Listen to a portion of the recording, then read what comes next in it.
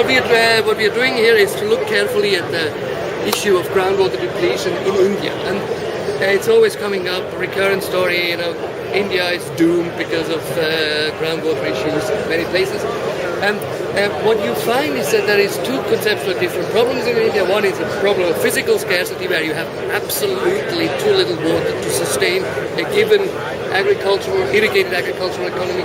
And the other problem is really one related to more economic scarcity, where groundwater tables keep falling, and with that you have increasing energy requirements to pump that water, or a given amount of water, from increasing depth out of the ground, so as to irrigate your crops.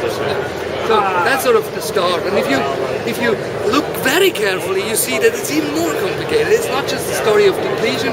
For example, what you see here is we're here in South Asia. This is Punjab state. Here you see a map of Punjab state. Okay?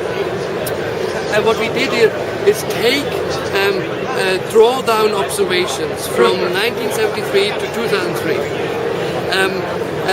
What we did then is to actually map an average annual drawdown from 93 to 2003 and just map it. Okay, these are more than 1,400 data points. And what you see here, it's only partially a story of depletion.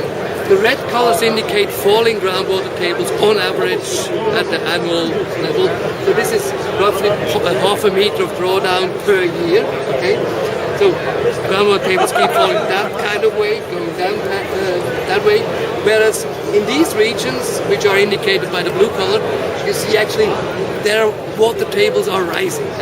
These are, especially the south-western part of Punjab, is one where you have saline groundwater, little water to start with for irrigation. So what the Indian government did is provide supplemental irrigation from surface channels. Okay, so they constructed dams in the Himalayan foothills up there, and with large channels, they route the water down there, and this additional water available for irrigation then leads to the fact, because you have insufficient drainage of the soils, that on average groundwater tables are rising, and with that you actually have you're inducing soil salinization, and ultimately the problem here is one of falling yields because of increased salinity levels in the soils, and not because of insufficient amount of water for irrigation.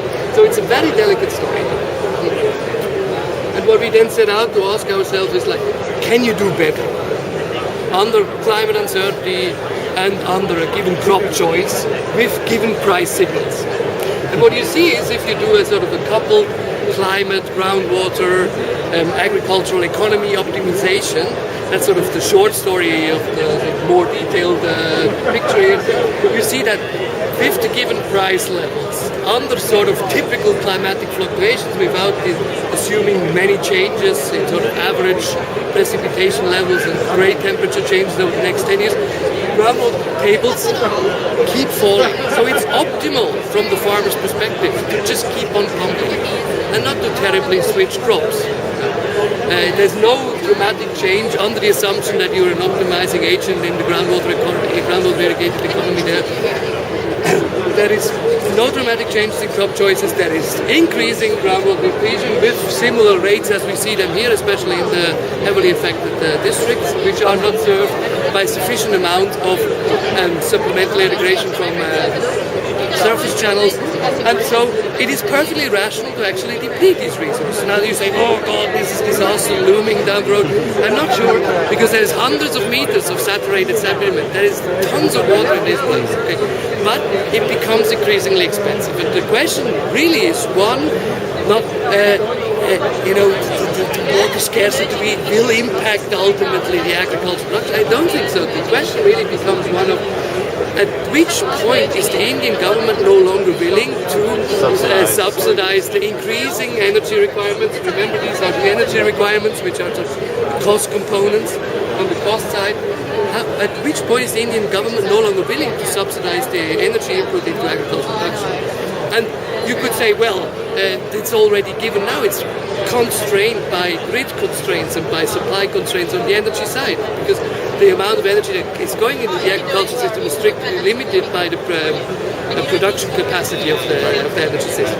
And in a way, as you hold the amount of energy that is going into agricultural production fixed, and you have a decrease of water tables in many of the districts here, we actually pump less and less from subsidized energy, with subsidized electricity. But what the farmers will likely do is they just will have to switch to diesel-operated pumps where they pay for the energy input themselves.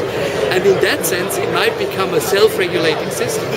As then the farmers have to take on more and more of the cost burden on their side, they might in fact then lead to a system where the self-regulation incentivizes the farmer then to sort of switch to a more water-sensitive crop choice as groundwater tables are falling, because it gets more and more expensive for the farmer himself, even without a policy change, to actually get that cultivation going or keep that cultivation going under the assumption of declining water tables. So it's actually, I don't think it's such a big problem. The question now becomes one of when will the level stabilize? How much burden can the state still, swallow?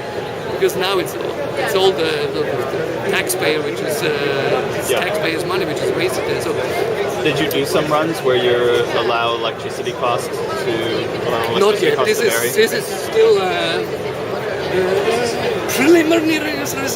There we go. But I could definitely do that. And since we have quite an elaborate technique now to account for uncertainty in climate as well as price forecasts, we can actually do these kind of things. It's a good question.